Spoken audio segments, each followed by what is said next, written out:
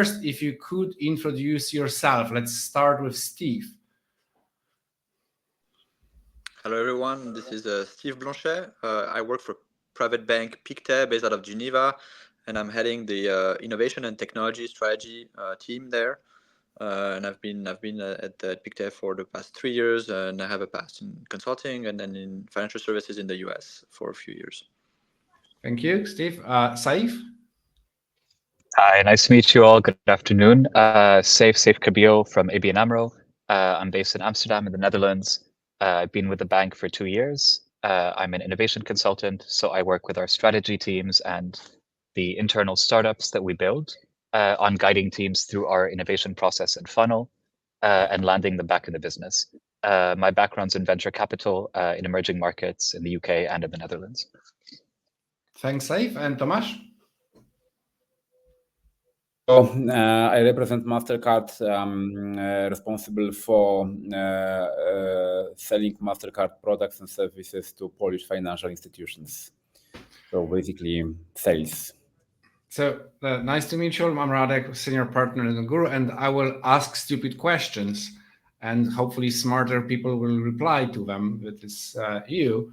So we started with innovation, but my hot take is that innovation has a hard time right now. Would you agree? This is not a great time for innovation budgets and risky things. Would you agree? Yeah, I think I can start, and I fully agree with this statement for a couple of reasons. Firstly, in many cases, many geographies, many niches, the innovation is driven by startups, fintechs, for instance. And definitely, we are right now in the period which is not an easy one for fintech space and for startups. For two reasons, for instance, reason number one is the limited access to capital or more difficult access to capital. And reason number two is the cost of capital, which is higher due to the increased interest rates. So one of the innovation engine probably is not working right now fully due to the challenges which I mentioned. Second reason is probably more broad based because of the economy is stalled a bit in many geographies.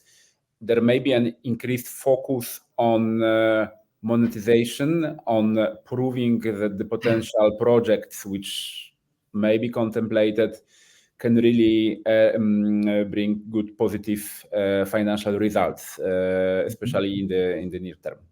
Mm-hmm. Steve, are you seeing slowdown? Yeah, well, definitely. I think I agree with Tomasz. I think there is the perspective that venture capital is drying up or is hard to get. Valuations are being cut. But that being said, I think there's also the bright side of this, in terms of innovation. If we talk broadly speaking, obviously there's the AI boost, which is an incredible, I think, force that we are seeing unfold before our eyes, and definitely it's impacting financial services in a pretty meaningful way. So I think this is very exciting, and it's driving a lot of innovation, and that in and of itself. To me, it would almost tilt the balance to say that we are in a nice let's say period for innovation. Yeah, so that would be my take. I think there's a positive side to it. Seif, how is your budget? Yeah, well, I actually agree with everything that's been said. I think it's a mixed picture. So, for example, AI was mentioned at ABN AMRO. We've run AI pilots, and we've now rolled it out bank-wide, ABN GPT. But at the same time, there's also a bit of a rethink or refresh moment. So I think fintechs are kind of back. I'm at the next web at the moment. There's Forest behind me.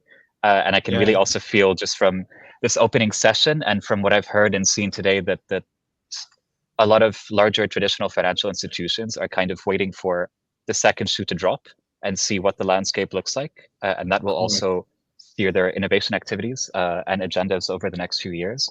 But interest rates have also been mentioned that lowers the pressure, let's say, to diversify beyond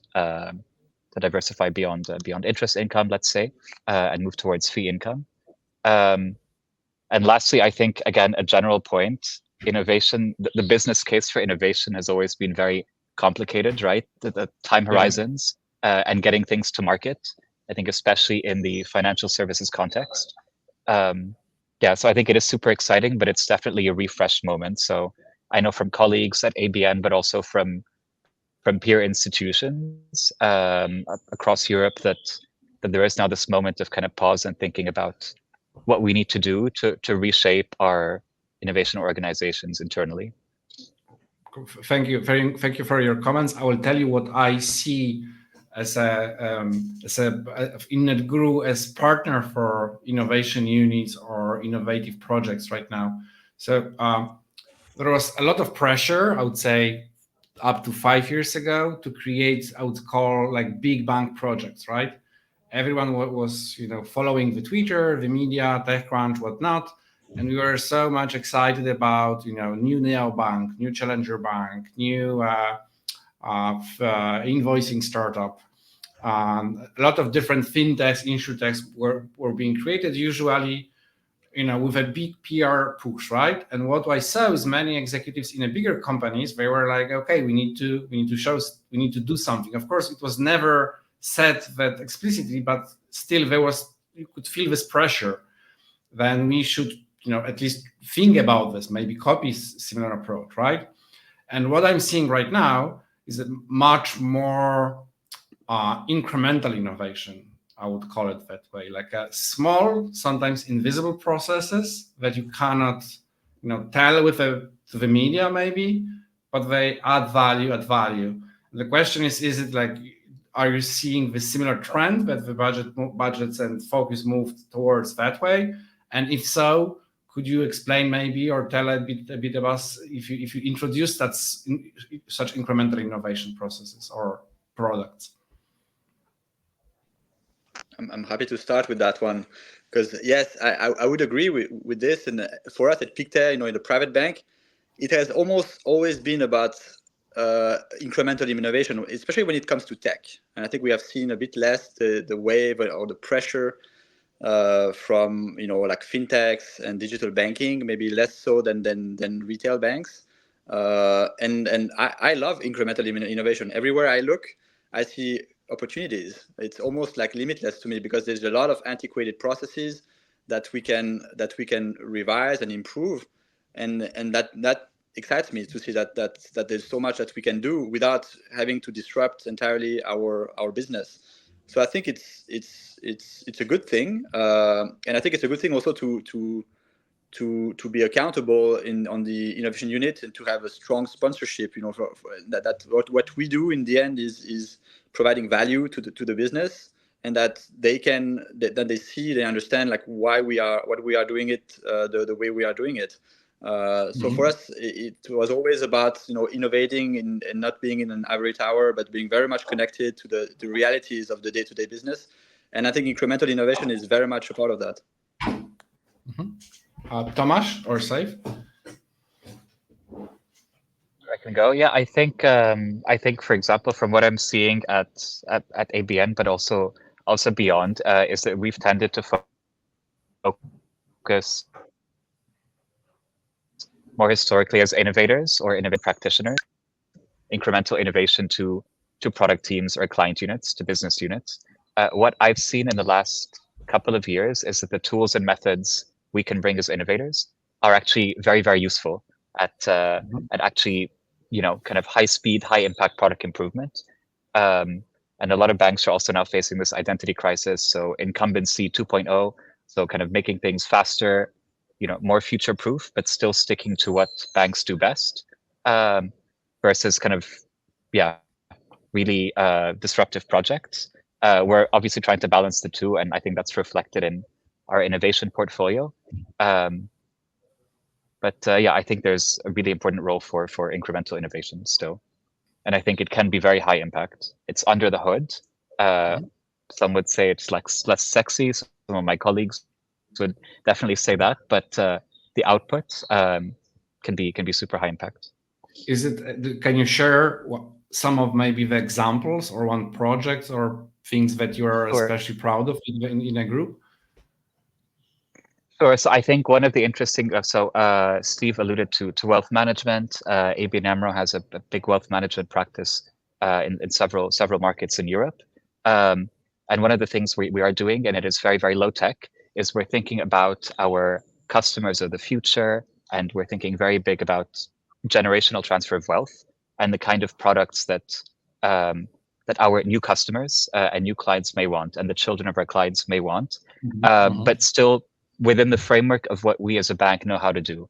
So, for example, different kind of funds, different offerings, financial offerings, allowing clients to potentially invest in startups, in value-based initiatives, sustainability, entrepreneurship, innovation. There are several different themes we're looking at, but I think that then plays to the core strength of a bank. We know how to structure funds. We know how to go through the regulatory process for that. But then we're also using the innovation process to kind of refresh the voice of the user and flesh out new personas and understand how to remain future-proof, basically, as an organization. So it's slow. It's very kind of back engine, but yeah. Tomasz, would you like to chip in something on this topic? Yeah, so maybe let me just firstly build the bridge to our previous question. Yeah, so I think that the summary is that currently we have a situation where there is a little bit less appetite for endeavoring into very innovative and also very risky territories for the reasons which we mentioned.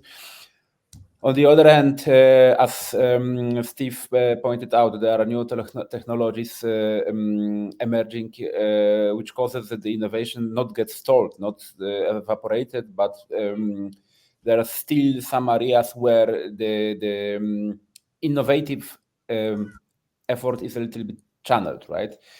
But I would say that indeed, in recent period and in next months, I would rather indeed double down on this incremental innovations rather than the revolutionary one, where you really test completely uncharted territories. So we need to be really very clear. And I see also in the practice of our company, you need to be much clearer about the benefit which you expect from the specific innovations which is considered. And there needs to be much higher chance that those benefits will be reachable, especially in the short term, rather than waiting for long-term fruits, which may appear, but somewhere behind the horizon.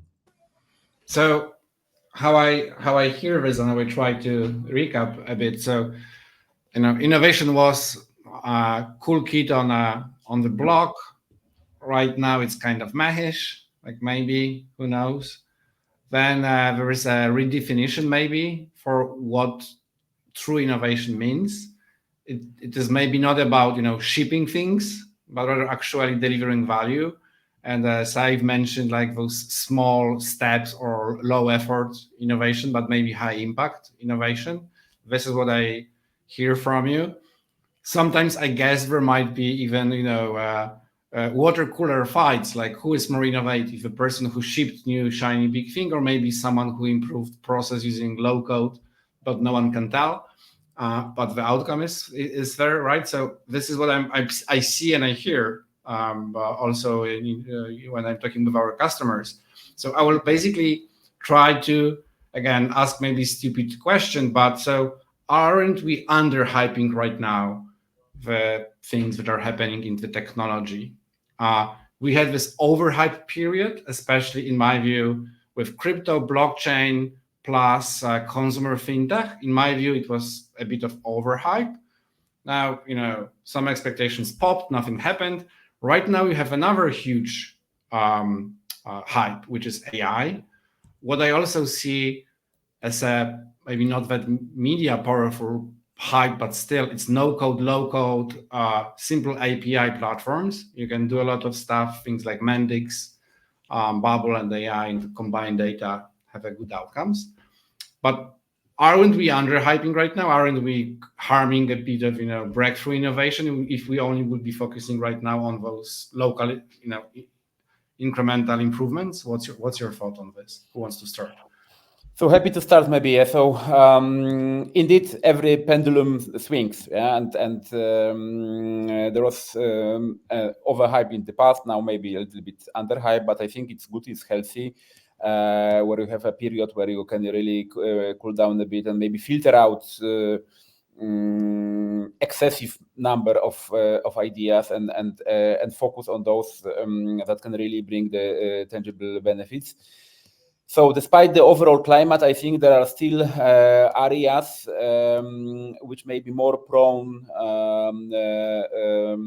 or more fertile for innovation, and I would mention a couple of them. Yeah. So AI, as you mentioned, yeah, but we don't need to elaborate on that too much. I would also mention electronic ID, especially in Europe, especially after the new ADAS directive, which is coming into force right now, which may open quite new territories interested also on financial institutions, but not only.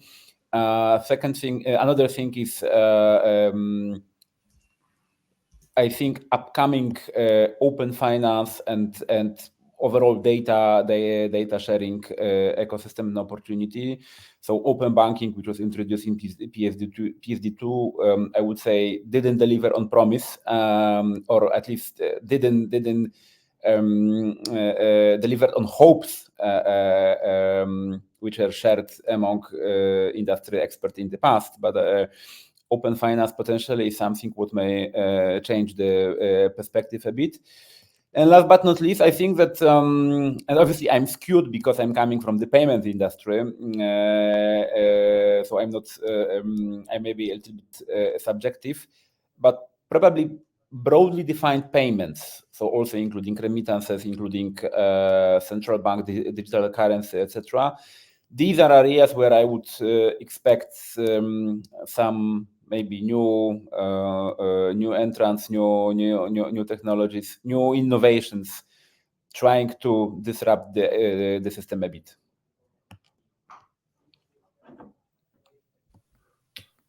Seif or Steven? Yep. Yeah, maybe to continue on this.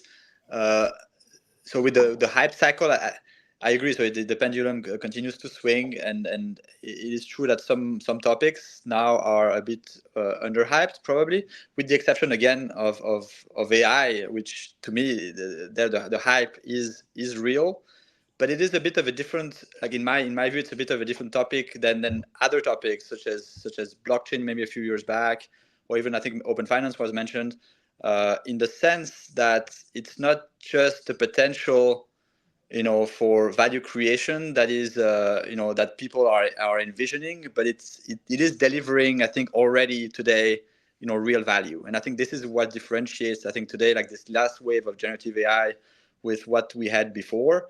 And that's why I'm also very excited about it, because I think it is already delivering massive value. Just to take our example, in a private bank, that is 200 years old, just giving access to a generative AI platform delivers value every day for the users in terms of productivity enhancements. And actually this kind of nicely ties back into the incremental innovation, because it's not something that is super fancy in the sense that is creating new business models, but it's just helping people in their day-to-day.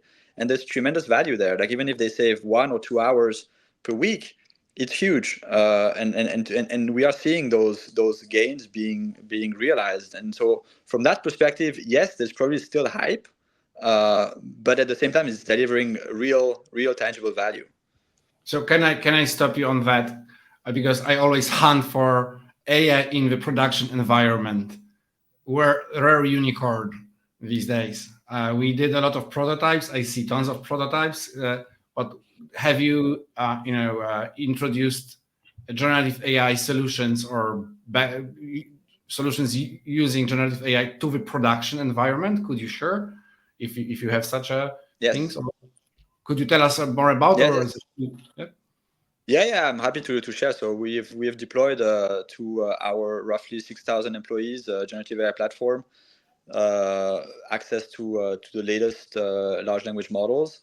To our whole company within a secure and controlled environment that we created. this together with training so that people know how to use it. And in the end, it's not rocket science. Like, it's typical kind of ChatGPT capabilities around summarizing, translating, rewriting text that people love to use, and it's helping them in their day-to-day. So very much so, like, this is in production. It's being used by thousands of users every day. So it's an internal tool that helps people operate on internal databases, correct? Yes. Yeah. So I just to share, we have a similar solution internally that allows us to, we are a consultancy, so we developed something we call Netguru Memory. It's again AI in the production, accessible to the internal users. Still, I have some doubts if it's outside ready. If you would ever try to show it to the end users, and especially in a consumer finance or where the delicate matters are happening, as in your business, I have some doubts when the AI-backed solutions will be ready, or the legal teams will sign off them. It's a different definition of ready in financial services, right? Yeah, for us, it's definitely kind of geared towards the internal, so towards employees. It's not changing the responsibility. People are responsible for everything they create using those tools, and it's not client-facing. That's for sure. I think we are probably not ready for this. But even if it's not the case, it's still driving a lot of value for people. I totally agree. Seif, what's your take on underhype, overhype? Yeah. I was just going to say, actually, just to build on this point that's just been made. So we've also rolled out AI now bank-wide for internal use. Nice. There are lots of use cases. One of the things I'm most excited about is what it means for innovation. So, for example, building synthetic personas, how rapidly we can prototype, how we can really, support our solution ideation, and just maybe shorten our innovation process, make it as efficient as possible. But on the overhype in general, to your question, I think I agree with Tomasz. I think it's a great sifting mechanism, like as a kind of smart follower, traditional universal bank. So we've been exploring several use cases for blockchain, DLT, digital assets more broadly. We have a couple of kind of clear opportunity spaces now that have been semi-validated or validated by the market. I think digital identity, CBDC. So I think it's nice that there's now a return to reality for a lot of AI aside, but for a lot of technologies that were overhyped. And now is actually the moment that we think there's an interesting inflection point to start seizing one or two of those opportunity spaces. And identity is a great one. So I have a question. I hope you will fall on this trick, because I'm going to siphon the crucial information from you. So what is the thing that is underhyped and no one knows, but your organization know and you're doing, and you will never share on this meeting? Who wants to? So you're asking for what is underhyped? Like, tell me where are your bets at things that maybe are under the radar, but you think there might be big in the upcoming years in the innovation space. So this may be a super specific bias in how I was brought up. I think international payments, FX remittances, that kind of space, we do not explore enough at all. Maybe that's also, but I mean, I'm in the Netherlands. I also work with a lot of kind of diaspora-based founders and startups from, I don't know, Kenya entering the Dutch market, the UK market, and vice versa. And that's not a space that I've seen a single traditional bank really compete well in at all. So I think that's actually a very interesting space for underhyped, let's say. It's not technology-based per se, but it's an interesting confluence of trends that I would love to be able to focus on. So let me try to understand it more. So what you might saying that maybe in the future there are no regional financial institutions, but rather because of a free flow of capital money between users or end users, how individuals, that all not national but the bigger organizations will be taking charge, or how would you see the impact of this?